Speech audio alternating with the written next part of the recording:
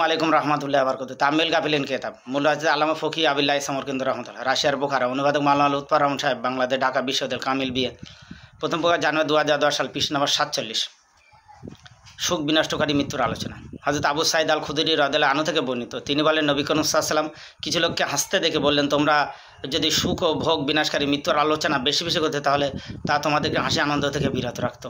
তারপর বললেন তোমরা সুখ ও ভোগ বিনাশকারী মৃত্যুর কথা বেশি বেশি আলোচনা করো।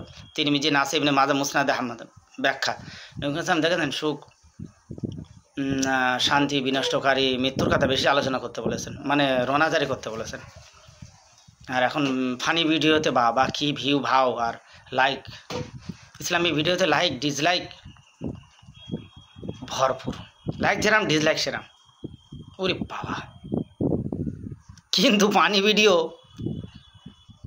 ওতে কোনো ডিসলাইক নেই, বিশাল ভিউ আর ভাও। মানুষ, আমি আমার এই চ্যানেলে যেরকম ধর্মীয় ভিডিও আছে কিছু জাস্ট ফানিও আছে, ফানি মোমেন্ট, তাই এত ভিউ হয়। নাকের পোঁটা বের করা ভিডিওগুলো যদি ফানি হয় তো এত ভিউ হয় তা সে বলে কুলনি।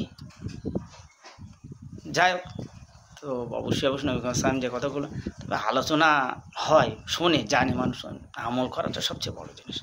দেখেন যদি ভালো লাগে।